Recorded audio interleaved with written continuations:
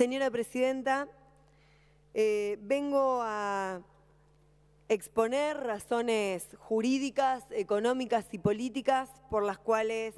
hemos suscrito un dictamen de minoría respecto de este proyecto dado en llamar de reparación histórica a jubilados y pensionados de la Nación Argentina. Y digo razones jurídicas, políticas y económicas, porque en primer lugar nos parece menester señalar que el artículo 75, inciso 2 de la Constitución Nacional, establece con claridad que el Senado de la Nación constituye la Cámara de Origen para el tratamiento de aquellas cuestiones que hacen a los pactos entre nación y provincia. En segundo lugar, porque se presenta este proyecto de parte del Poder Ejecutivo Nacional mediante lo que damos en llamar una ley ómnibus, donde existen normas jurídicas que ya tienen media sanción en la Cámara de Diputados de la Nación, de diversa índole, y que nosotros entendemos no eran necesarias a los fines de pagar las sentencias adeudadas a nuestros jubilados, como tampoco eran necesarias a los fines de proceder a los reajustes jubilatorios, a los cálculos de dichos reajustes jubilatorios, ni a la movilidad jubilatoria que demandan nuestros jubilados. Existe a la fecha una partida del presupuesto nacional que está destinada justamente al pago de estas sentencias. Entendemos que lejos de constituir una reparación histórica para jubilados y pensionados, esta ley que propone el Poder Ejecutivo Nacional a lo que tiende justamente es a llevar adelante una quita respecto de los montos de los haberes, de los valores retroactivos que se establecen, de los criterios de actualización, de los plazos y condiciones en que se debe pagar. Como decía antes, el ordenamiento jurídico actual claramente permite el pago de las sentencias de los jubilados, claramente permite el reajuste de los haberes. De hecho, el Estado argentino llegó a una solución amistosa en la sede de la OEA en el marco del caso de la causa Menéndez Caridi y otros, mediante el cual se compromete el Estado Nacional a la aplicación de los fallos de la Corte Suprema de Justicia de la Nación. Y en este mismo sentido, la propia administración, la propia ANSES, mediante un decreto, una resolución que fue la 955 del año 2008, ratificó este acuerdo amistoso al cual llegó el Estado de la Nación Argentina en la sede de la OEA. Se reemplazan las moratorias vigentes, las moratorias que permitieron que en la Argentina, gracias a nuestro gobierno, el 95% del universo de personas susceptibles de ser jubiladas en la República Argentina pudieran acceder a dicho beneficio por una pensión universal para el adulto mayor que claramente constituye desde nuestro punto de vista una fractura a la integridad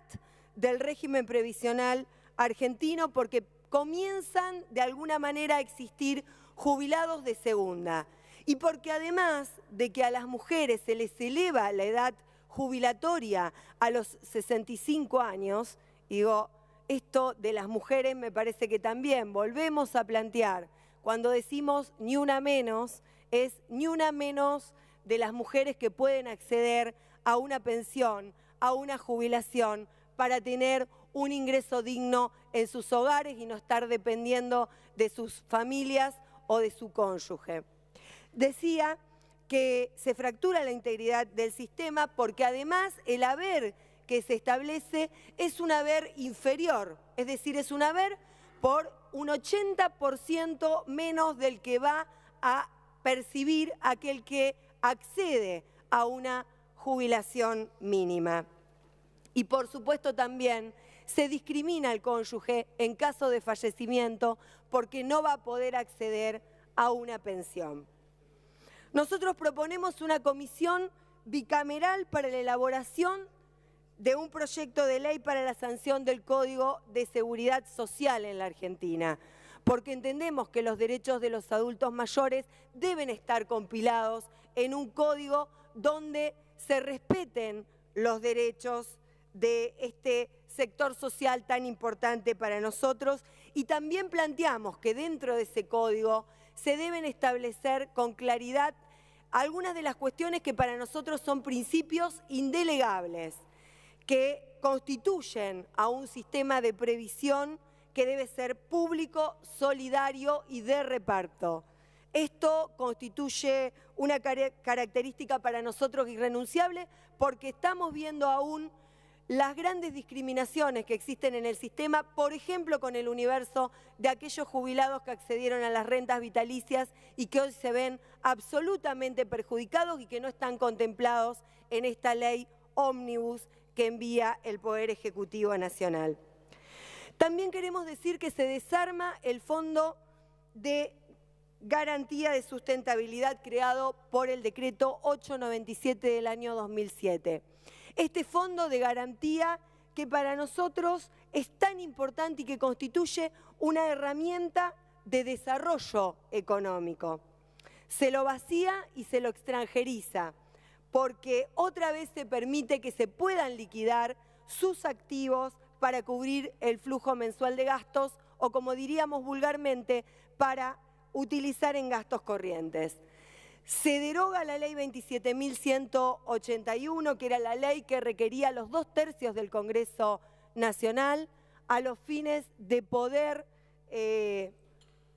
realizar la liquidación de esos activos. Y por supuesto, y me parece que acá está la gran reparación histórica que propende el Poder Ejecutivo Nacional, se reduce la participación accionaria en las empresas en las cuales el Estado comenzó a poder dictaminar, comenzó a poder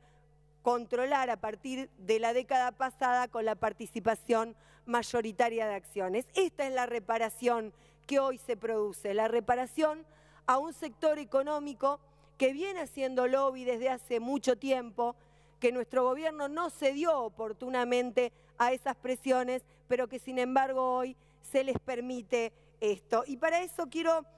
plantear algo que dijo,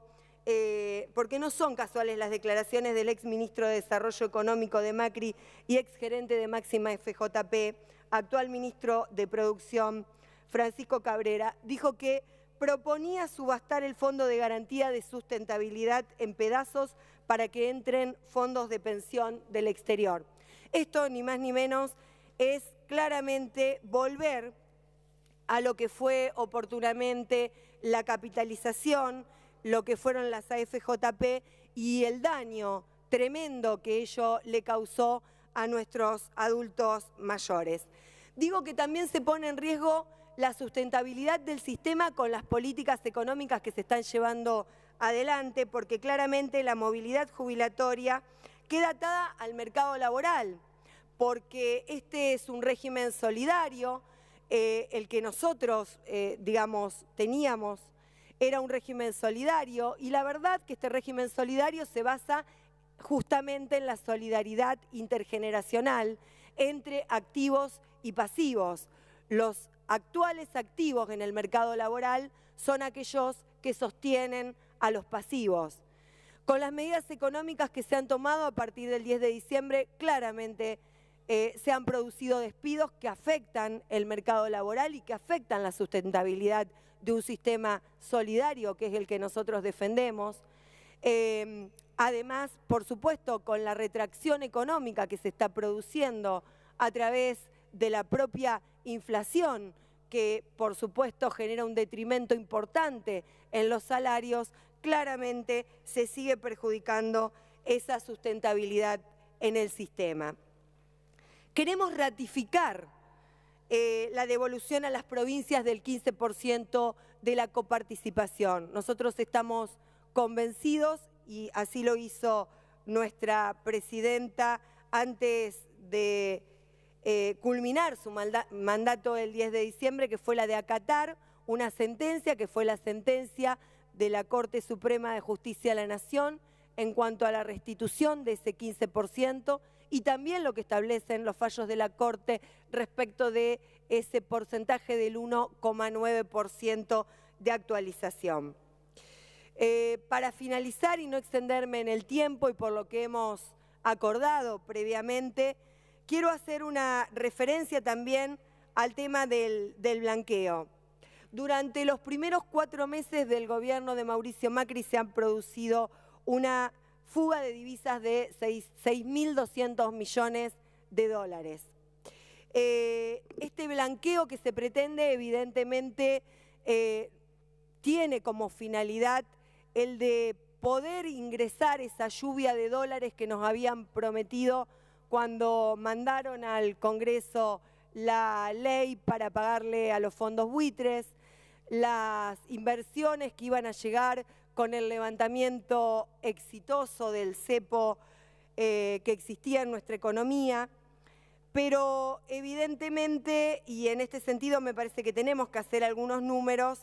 debemos plantear que la deuda a los jubilados asciende a 220.000 millones de pesos aproximadamente, a razón de 300.000 juicios a un promedio de 300.000 pesos más el 50% de actualización de haberes para 2,5 millones de jubilados. ¿De dónde van a salir estos recursos? Si se presume que el blanqueo permitiría 45.000 millones de pesos y considerando lo destinado en el presupuesto de 12,5 millones de pesos, aún estarían faltando 150.000 millones. ¿Se van a blanquear en la Argentina 150.000 millones a raíz de esta ley? Nosotros entendemos que este blanqueo, que no excluye a familiares de funcionarios, viene atado también con lo que ha ocurrido con los Panama Papers, con los fondos que existen en las Bahamas, en Panamá,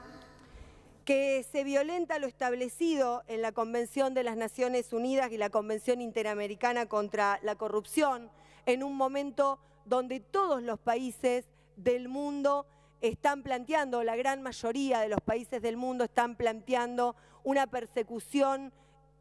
muy fuerte respecto de aquellos delitos económicos y financieros que terminan sumiendo en la pobreza a nuestras sociedades y debilitando las democracias.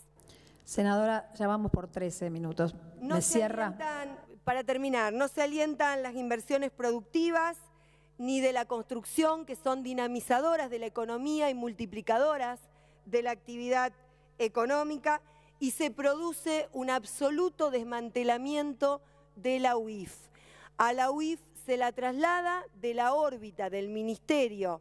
de Justicia y Derechos Humanos de la Nación al Ministerio de Hacienda y Finanzas Públicas, lo cual significa ni más ni menos que delegar en Prat-Gay la política criminal en cuanto a la persecución de los delitos económicos y financieros en su carácter de ministro de Hacienda y Finanzas Públicas de la Nación. Por todos estos fundamentos, por todas estas razones, no vamos a acompañar el proyecto que ha elevado el Poder Ejecutivo Nacional y que cuenta con media sanción de la Cámara de Diputados de la Nación. Muchas gracias.